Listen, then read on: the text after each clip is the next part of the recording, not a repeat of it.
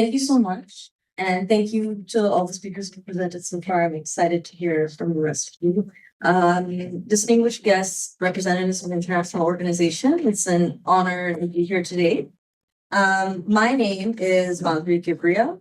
I'm the program manager for policy research at BacharLorai. I'd like to start by expressing my deepest gratitude to Mehmet and JWF for giving me and our organization the opportunity to offer our perspectives on this platform. I'll start by sharing a little bit about our organization called BacharLorai, which is a Bengali phrase, which translates to striving to survive. We're an international nonprofit social impact agency that registered in Canada in 2023, and we're now a team of 16 people of color from across the globe. Our vision is a world where every Bangladeshi has access to necessary resources and opportunities to thrive. And our mission is to empower Bangladeshis worldwide, which we do through our three pillars: community building, policy research, and signature initiatives. Under community building, we host impact socials, deliver youth workshops, and participate in UN parallel events like today's to connect and build community. Under policy research, we publish evidence-based research in collaboration with graduate students and respected universities, basically to publish issues and publish about major public policy challenges pertinent to social impact and the philanthropy sector. We provide recommendations as well, and we work to kind of see and implement those recommendations as well in our work, which I'll tell you more about later. Under signature initiatives, we deliver humanitarian assistance based on emerging needs and capacity development programs by collaborating with local civil society organizations in Bangladesh. Our projects have aligned with the UN Sustainable Development Goals, focused on good health and well-being, gender equality, clean water and sanitation, decent work and economic growth, reduced inequalities, and partnerships for the goals. Today, I'll be talking about one of our major areas of work, menstrual health and hygiene management, or MHM, which falls under SDG 3, good health and well-being, SDG 5, gender equality, and SDG 6, clean water and sanitation. Specifically, subtarget 6.2, access to adequate and equitable sanitation and hygiene, and 5.6, which is universal access to sexual and reproductive health rights. And this is a special one because it's actually the only issue so far that has manifested across all three of our pillars. And I'll start a little bit with why we decided to do this. According to the World Bank, as many as 500 million people lack basic access to menstrual products and hygiene facilities during their menstruation cycles.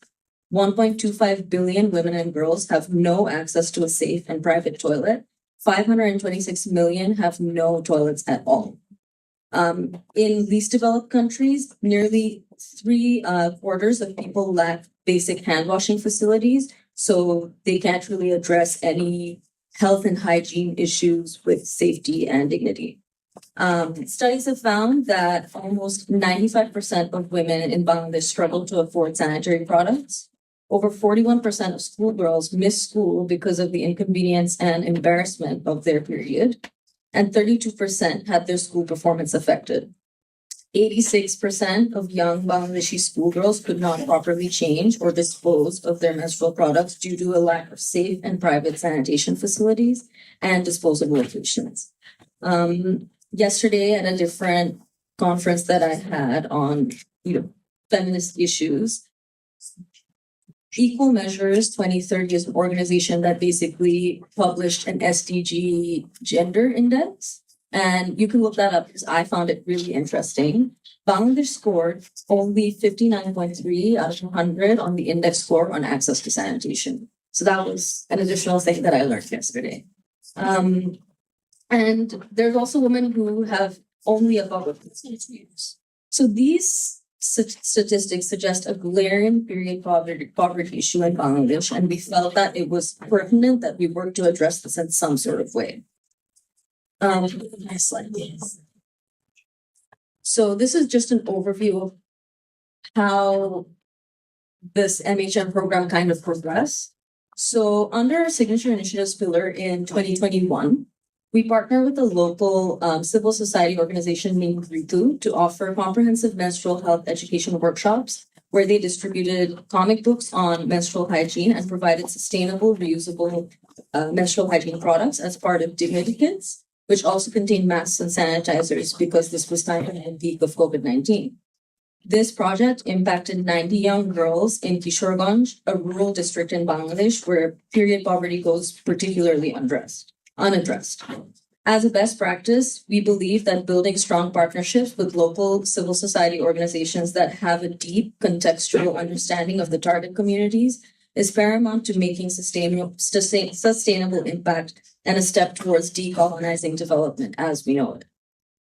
All of this data went into BacharLorai's first ever policy brief called Ending Period Poverty in 2023 under our policy research pillar, which offered a thorough analysis of menstrual health and hygiene challenges in Bangladesh and provided evidence-based recommendations for macro and meso level stakeholders.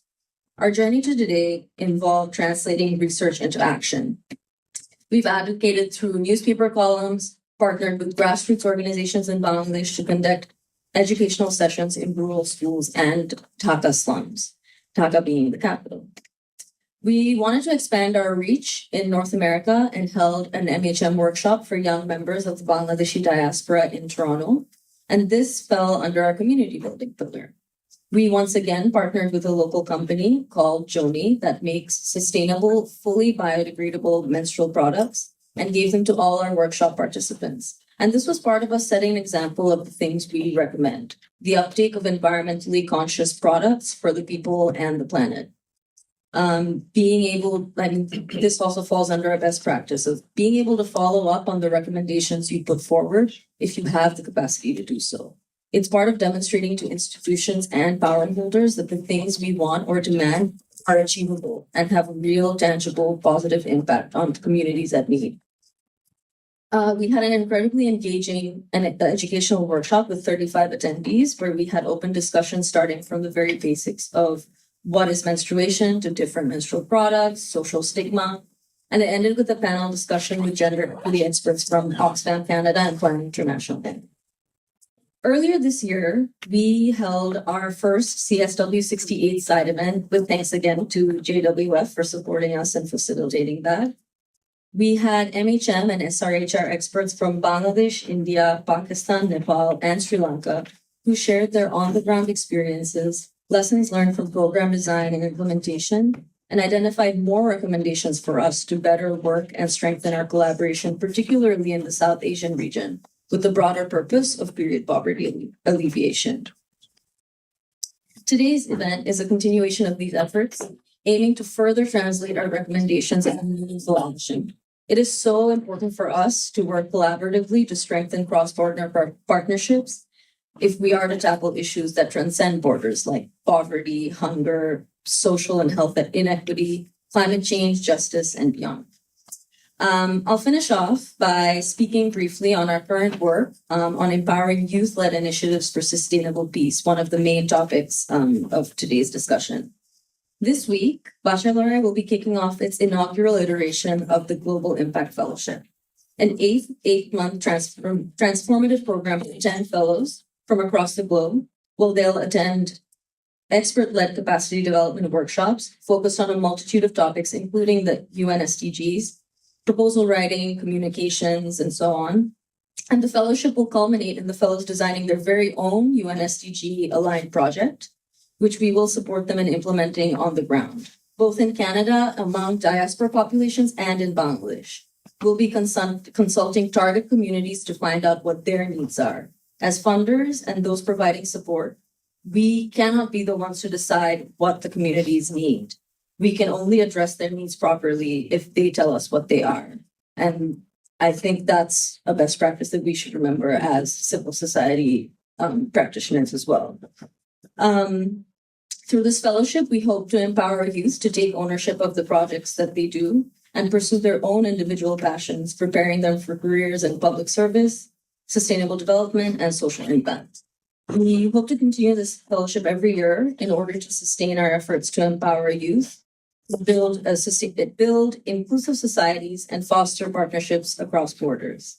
And the final point really is we're hopefully going to start planning for CSW 69 soon. So I invite you all to come and chat with me or my colleague Anu right at the front.